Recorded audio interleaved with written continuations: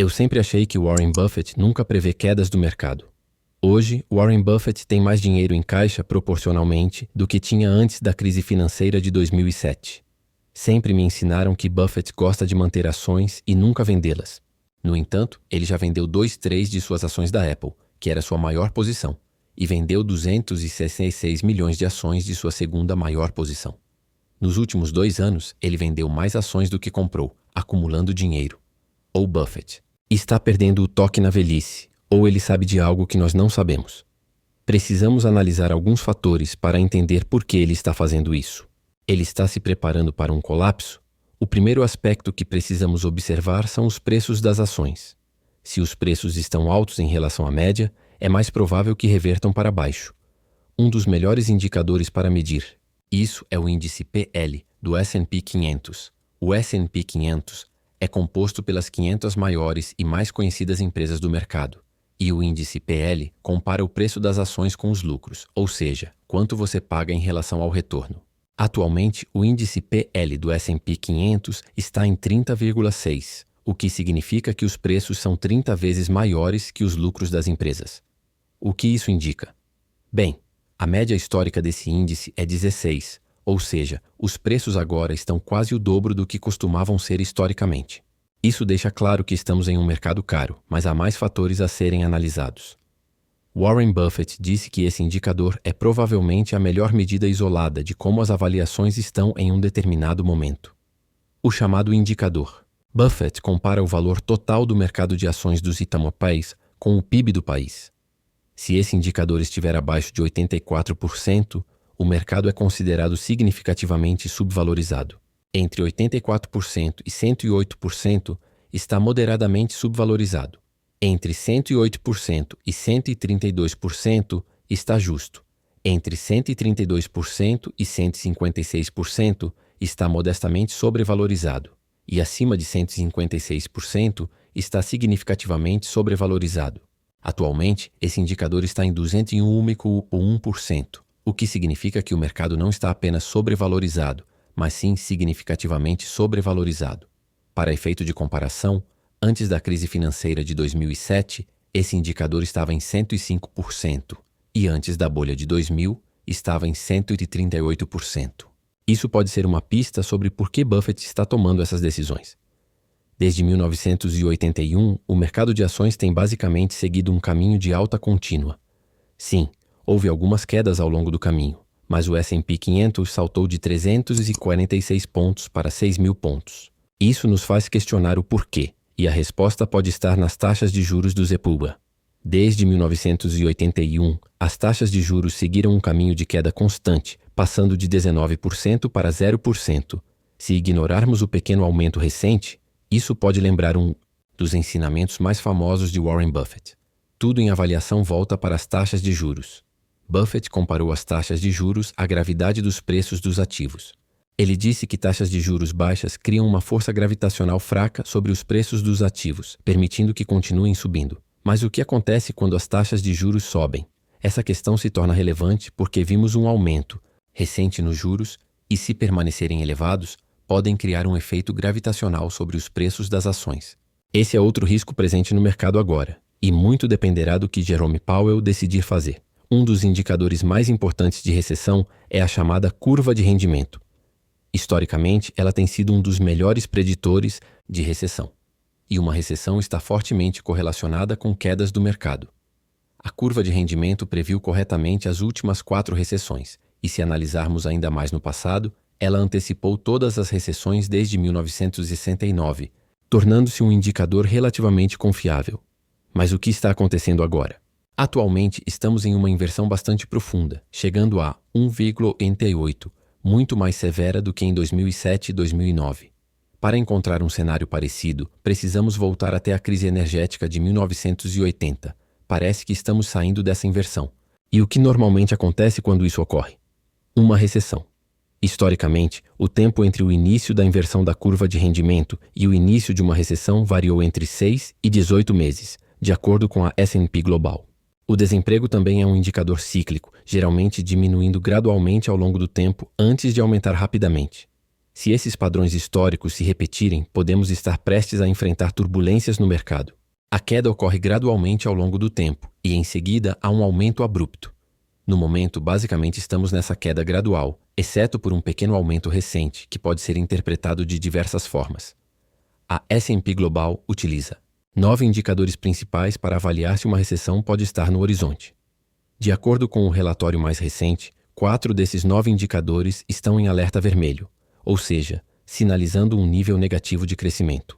Esses 4 são o spread de prazos, o sentimento do consumidor, os novos pedidos de manufatura e as práticas de empréstimo dos bancos.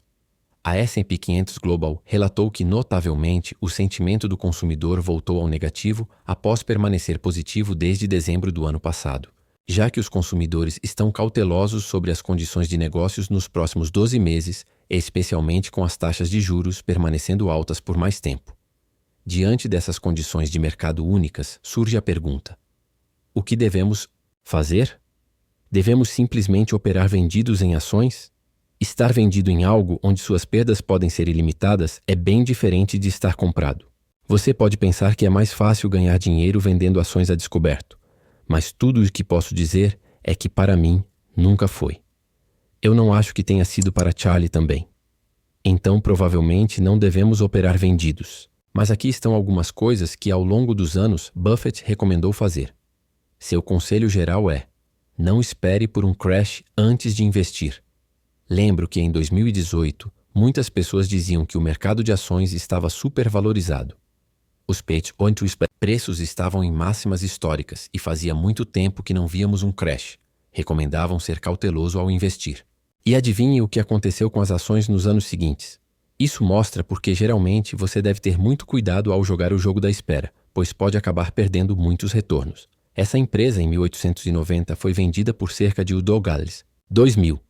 Hoje tem um valor de mercado de aproximadamente 50 bilhões. Alguém poderia ter dito ao comprador naquela época: você enfrentará 2 grandes guerras mundiais, a crise de 1907 e diversas outras crises. Não seria melhor esperar? Esse erro não pode ser cometido. Outra coisa que Buffett ensina é que, geralmente, devemos manter nossas ações, independentemente do que aconteça no mercado. Ele mesmo diz que nunca foi de vender suas ações, e isso se reflete em seu portfólio. Comprou ações do The Washington Post em 1973 e nunca vendeu.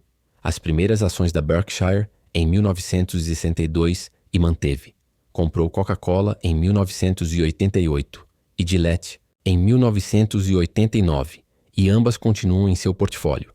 Manter ações é extremamente vantajoso em termos fiscais, pois você não precisa pagar impostos sobre ganhos de capital se nunca vender suas ações. Warren Buffett ganhou bilhões com as ações da Coca-Cola, mas pagou pouquíssimos impostos, pois praticamente nunca vendeu.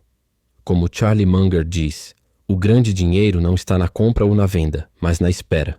Outro grande ensinamento dele é que devemos possuir pedaços de bons negócios ao longo do tempo, em vez de manter dinheiro parado.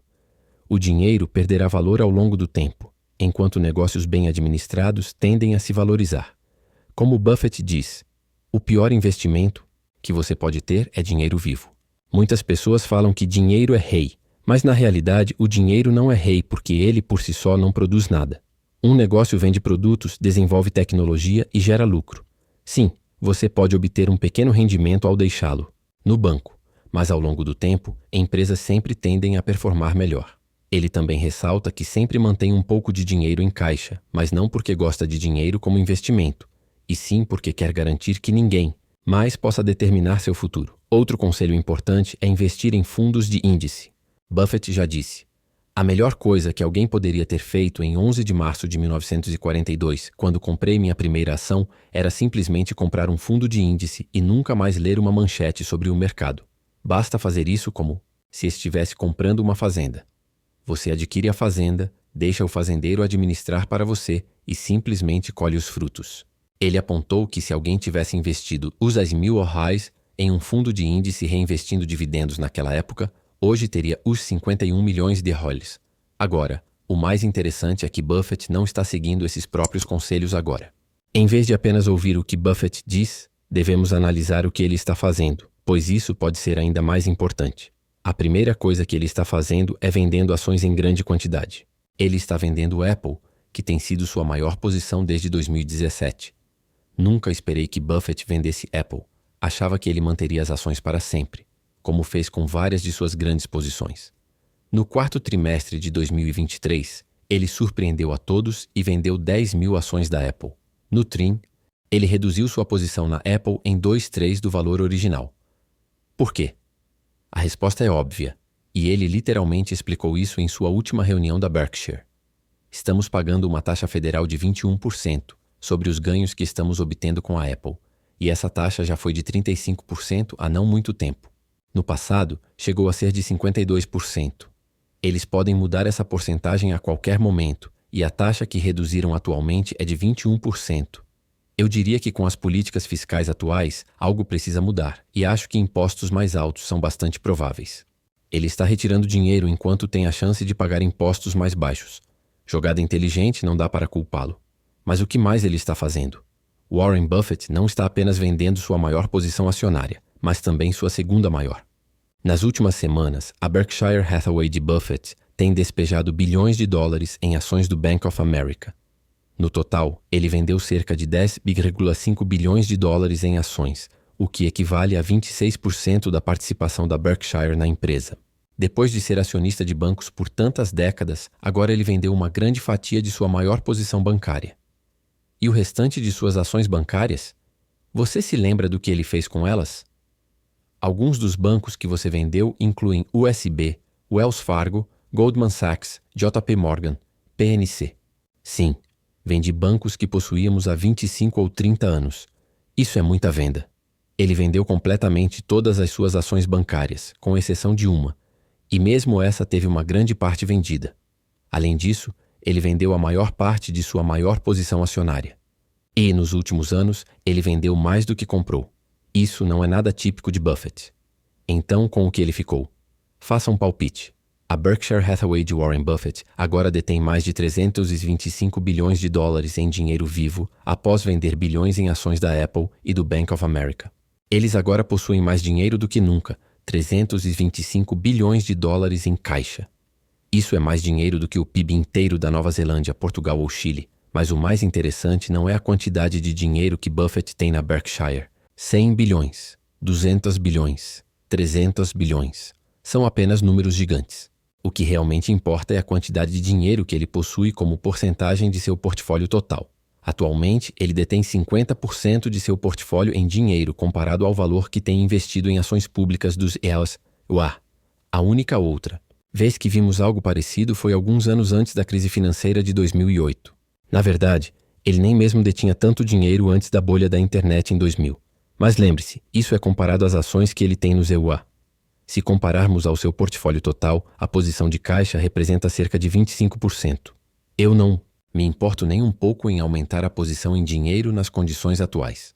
Quando olho para as alternativas disponíveis no mercado de ações, não encontramos nada muito atraente. Temos Buffett dizendo todas as coisas habituais, mas pelo menos por enquanto ele está fazendo o oposto. Isso significa que um crash está chegando. Bom, minha visão é semelhante à de Buffett, uma visão de agnosticismo. Nós nunca tivemos a menor ideia do que o mercado de ações faria quando abrisse na segunda-feira.